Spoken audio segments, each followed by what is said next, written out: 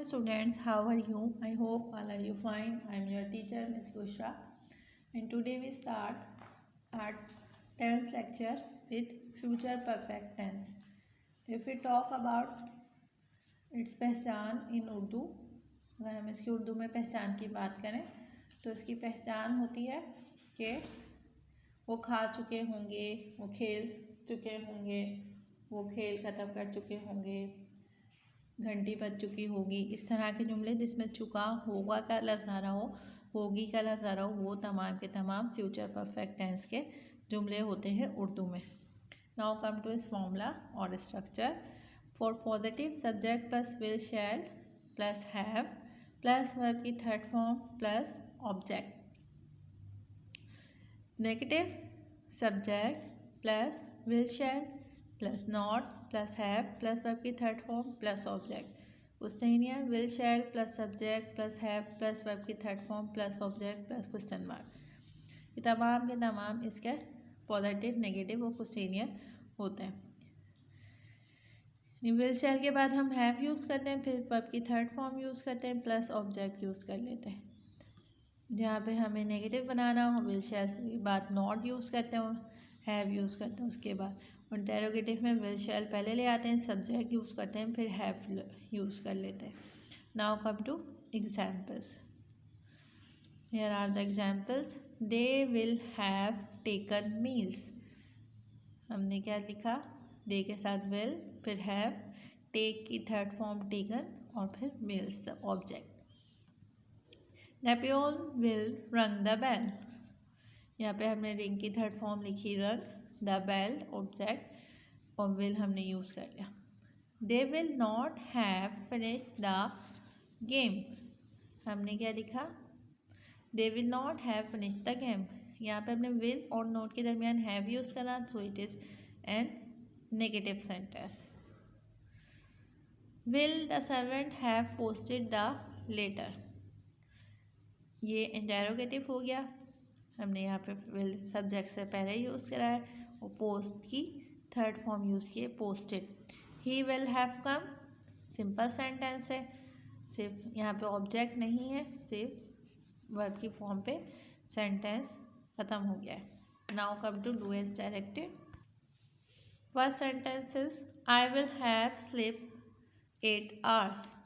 I will have sleep 8 hours। Change the verb. आपको क्या change करना है? वर्ब चेंज करना है। तो आप क्या लिखेंगे? I will have slept 8 hours। Sleep की थर्ड फॉर्म क्या होती है? Slept, SLEPT, slept. यहाँ पे आप वर्ब की फॉर्म चेंज कर देंगे। Next is the plant will have grown by then.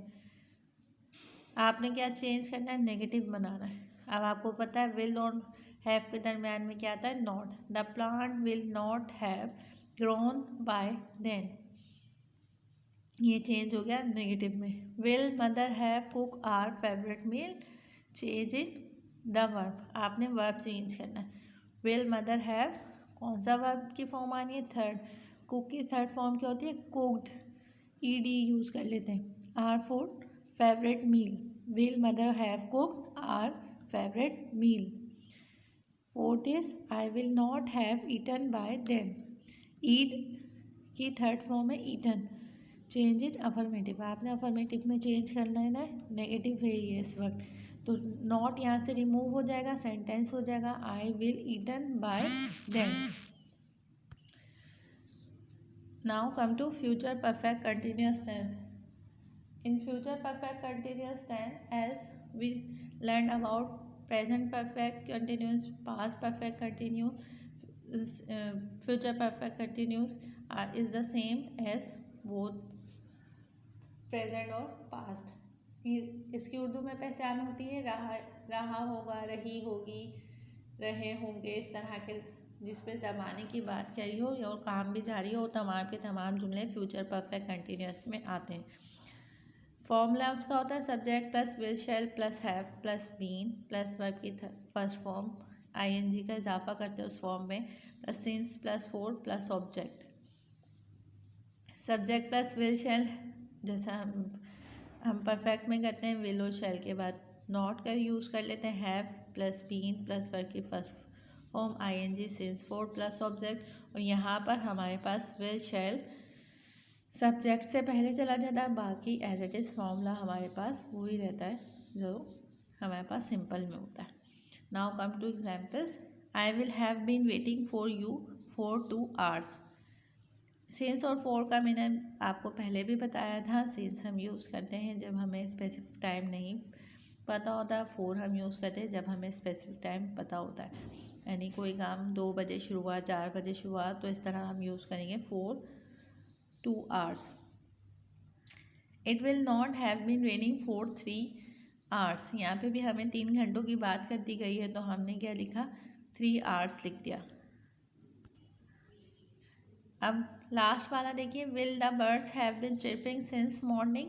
इस सेंटेंस के अंदर हमें नहीं पता कि परिंदे कब से बोल रहे हैं, कब से चहचहा रहे हैं, तो हमने इसलिए लिख दिया सिंस। सुबह से, सुबह कितने बजे से कितने बजे उन्होंने चहचहाना शुरू करा था हमें नहीं पता, इसलिए हमने चिर्पिंग सिंस यूज़ कर लिया। फिर सुबह हो सकता है 4 बजे से, 5 बजे, 6 बजे से, कब से वो चहचहा रहे, तो हमने वहाँ पे सिंस यूज़ कर लिया।